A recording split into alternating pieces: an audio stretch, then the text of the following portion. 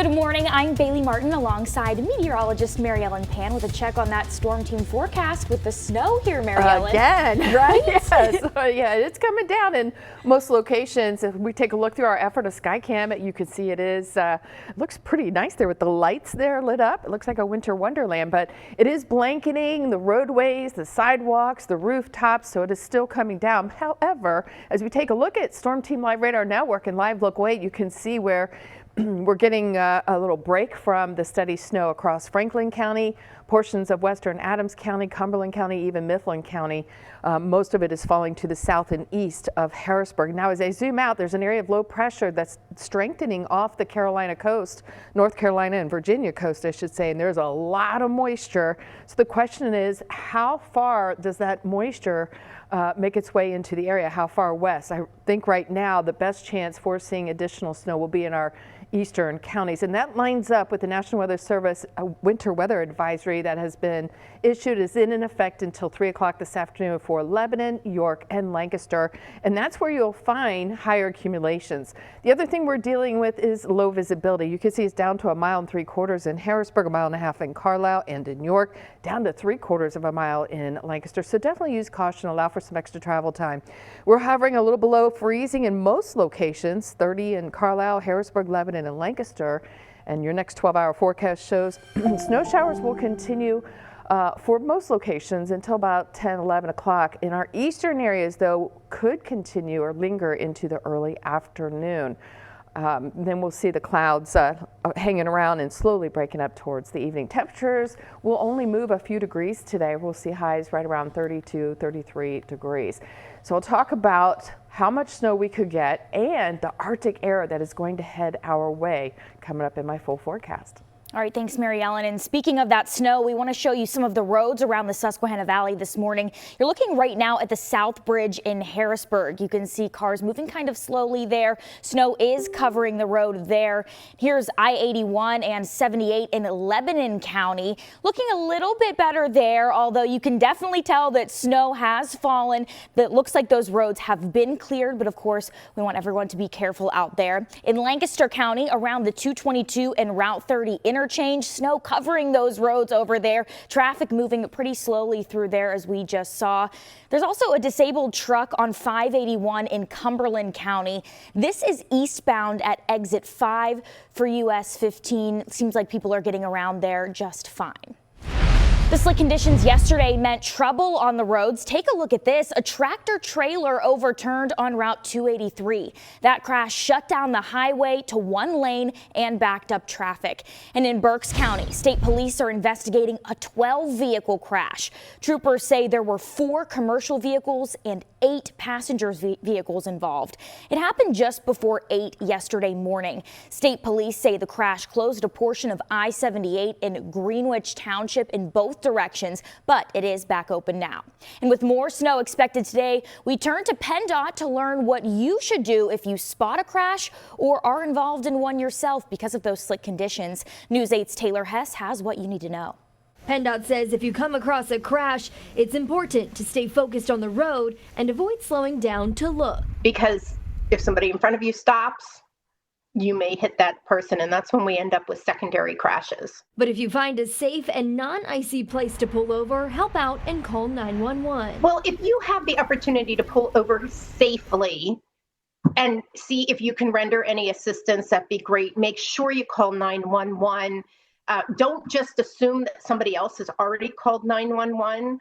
Especially if there's nobody else there. When you call 911, make sure to stay calm and give a clear description of your location, such as a mile marker and a nearby exit. But if you're the one involved in a crash, here's what you need to know. The best thing you can do is stay inside your vehicle with your seatbelt on. If you can put your four-way flashers on, put the four-way flashers on, call 911, but stay in your vehicle if you can. If you're the only one in your vehicle, move over to the passenger side. That was Taylor Hess reporting. PennDOT says if you do have to get out of your vehicle, make sure your back is far away from the road as possible and see if there's a guide rail you can step behind. We're also following those cold temperatures ahead coming up this week. Lebanon County's Coalition to End Homelessness issued a code blue alert. That starts tomorrow afternoon and ends Thursday morning at 10.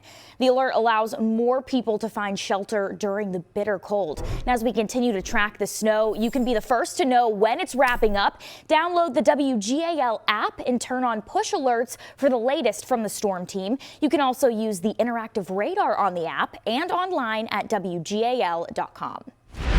President Donald Trump says he'll hike tariffs on European allies starting next month if they continue to oppose his bid to purchase Greenland. Washington correspondent Jackie DeFusco joins us live from our Washington bureau. And Jackie, this makes a significant escalation in the president's latest effort.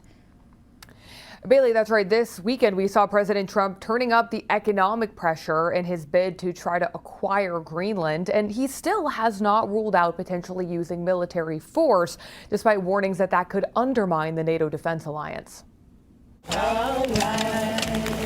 From Greenland's capital to Copenhagen,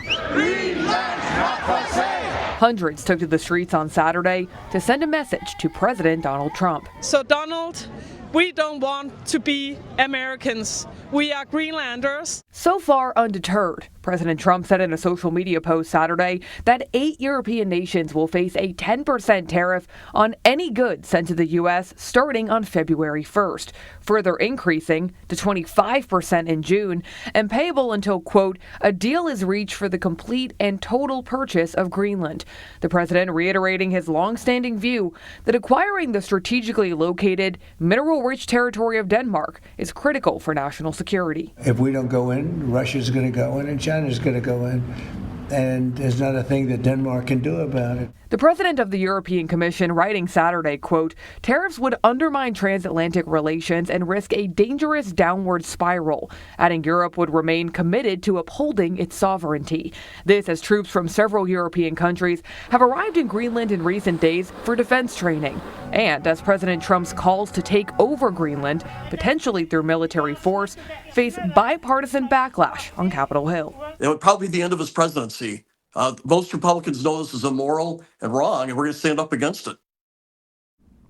And this weekend, a bipartisan delegation traveled to Denmark in an effort to reassure NATO allies. Those lawmakers afterwards calling on President Trump to stop his threats and to instead work within existing treaties to bolster security in the Arctic. Bailey. And Jackie, you mentioned that several European countries sent troops to Greenland for defense training. Are they trying to send a message to the Trump administration?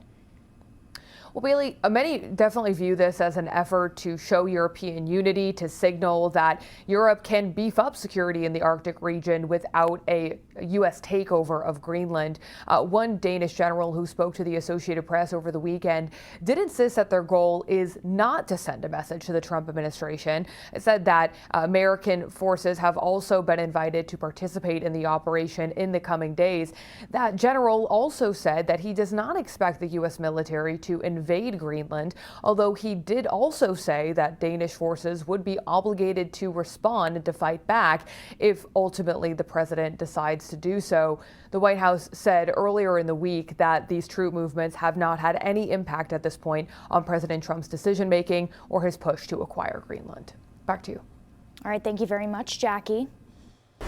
This week, PennDOT says crews are set to work on a stretch of Route 283 in Dauphin County. They'll be doing stormwater facilities repairs on the stretch of road you see right there on your screen. The work will happen all week during daylight hours in the center median. The inside shoulders will be closed while those crews work. And a Lancaster County road will shut down for several months for bridge work. East Lampeter Township says Willow Road will close between Greenfield and Forey roads. The closure is set to begin tomorrow and remain in place for about 3 months. State police are investigating after they say photoshopped images of 2 teachers in the West Perry School District were sent to multiple students. Troopers were alerted to a cyber harassment report in Spring Township on December 9th.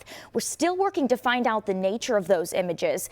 The West Perry School District says it cannot comment because of both federal and state privacy laws. Well, the 2026 Pennsylvania Farm Show has wrapped up. Pennsylvania U.S. Senator Dave McCormick made a stop at the farm show for its final day yesterday.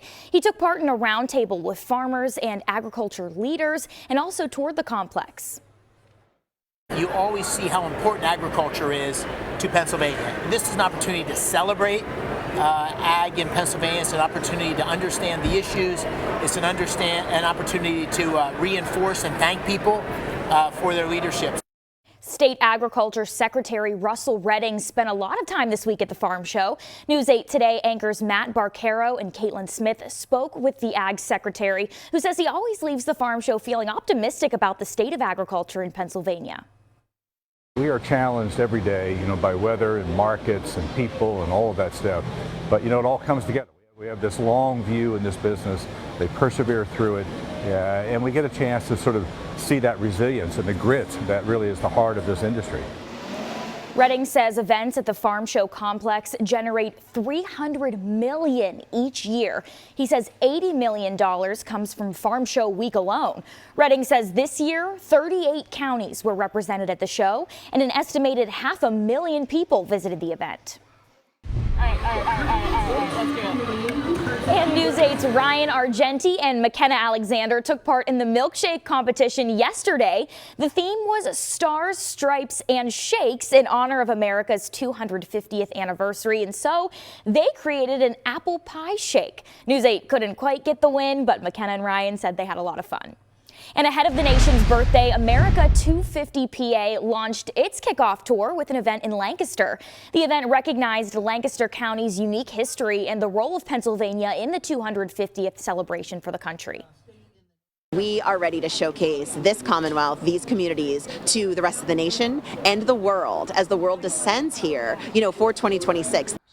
Kickoff events are set for all 67 counties. Yesterday, there were also events in Lebanon, Northampton, Lehigh, and Berks counties.